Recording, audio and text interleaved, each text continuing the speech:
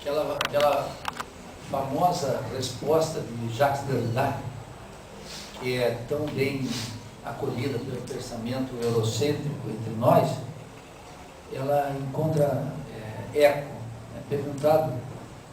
Quando perguntaram ao Derrida o que ele achava da universidade, e ele já, então, vivendo a plenitude da Universidade Francesa, disse: é uma boa ideia.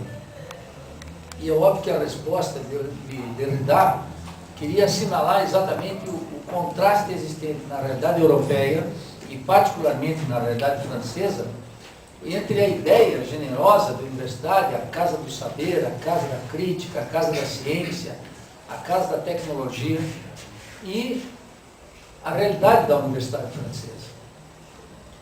E o que é importante observar é que essa resposta é dada por alguém que vive na Europa, cujas universidades, nós poderíamos pensar, a realidade digamos, o princípio da moderna universidade europeia, que foram de 1200, que brotam a partir de 1200. Ainda que nós poderíamos observar que antes disso, os europeus ainda falavam de universidade. No que hoje é o Iraque, já se falava de universidade no ano 700 depois de Cristo.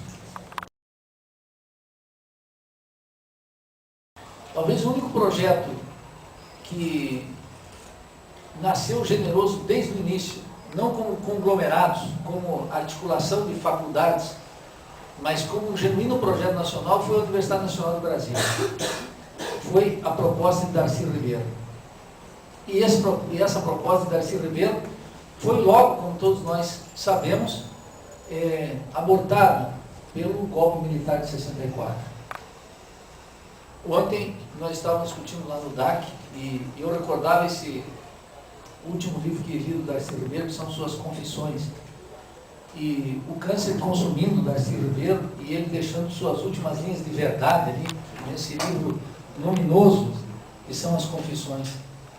E o Darcy reclamando, com o último sopro de vida que lhe restava, reclamando pela existência de uma generosa universidade entre nós. Reclamando, na verdade, a mesma reclamação de Derrida, que era a ideia de universidade.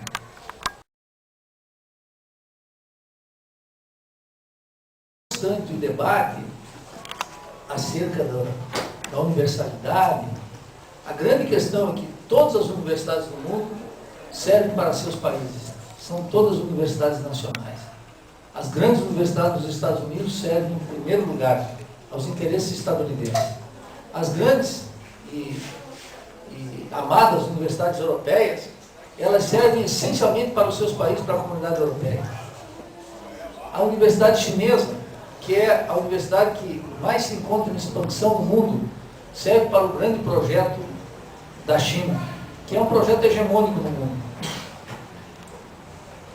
Com qual universidade eu sonho? E qual a concepção de universidade, então, que defendo? Uma universidade para a plenitude do Brasil. Uma universidade para a plenitude da América Latina. A nossa comunidade, aqui a nossa comunidade de vítimas, a nossa comunidade de países subdesenvolvidos, a nossa comunidade de mundo desigual, a nossa comunidade que, não obstante o inglês, o francês, o espanhol e um conjunto de idiomas nativos, compartilham da mesma realidade social.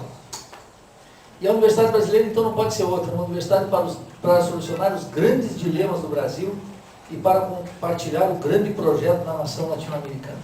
Assim como a Universidade Francesa serve para o grande projeto hegemônico francês e para o projeto da Comunidade Econômica Europeia. É para isso que serve uma universidade para um projeto de país. Por que a nossa universidade é uma universidade mutilada, sem a autonomia, sem a qualidade necessária, sem os recursos necessários? Porque o nosso país é um país também pela metade, um país que não realizou, ao contrário dos países centrais, a sua Revolução Nacional.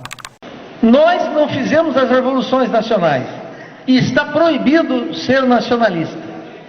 Aqueles países que fizeram, razão pela qual são poderosos na economia, na política, na cultura, na diplomacia, no aspecto militar, esses países que já fizeram continuam sendo nacionalistas. Lá, nesses países, Se fala em interesse nacional. George Bush, por exemplo, invadiu o Afeganistão. Em nome do quê? Do interesse nacional estadunidense. Invadiu o Iraque. Por quê? Porque o Iraque era uma ameaça ao interesse nacional dos Estados Unidos. O Bush fala, portanto, de interesse nacional, assim como o Clinton falava de interesse nacional. Curiosamente, aqui na América Latina, os presidentes falam o tempo inteiro sobre a maravilha da globalização. Que contraste, né? Que coisa... Nós, quando estudamos isso lá no Instituto de Estudos Latino-Americanos da Universidade Federal de Santa Catarina, começamos a observar muito claramente que os países centrais falam no interesse nacional e os países da periferia capitalista, pobres, subdesenvolvidos, falam das oportunidades da globalização. E o contraste é muito claro.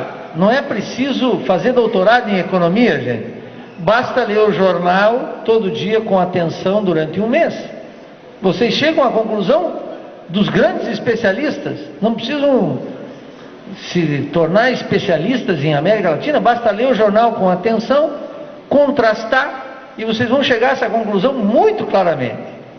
Se tiverem honestidade, princípio de bondade, clareza mínima, vão observar que na América Latina os presidentes, aqueles que deveriam defender o interesse nacional, assim como fazem Sarkozy na França, assim como faz George Bush nos Estados Unidos, aqui os presidentes falam dos valores universais, da globalização, das oportunidades do mundo, do mercado, etc., coisa que nós não verificamos nos países centrais.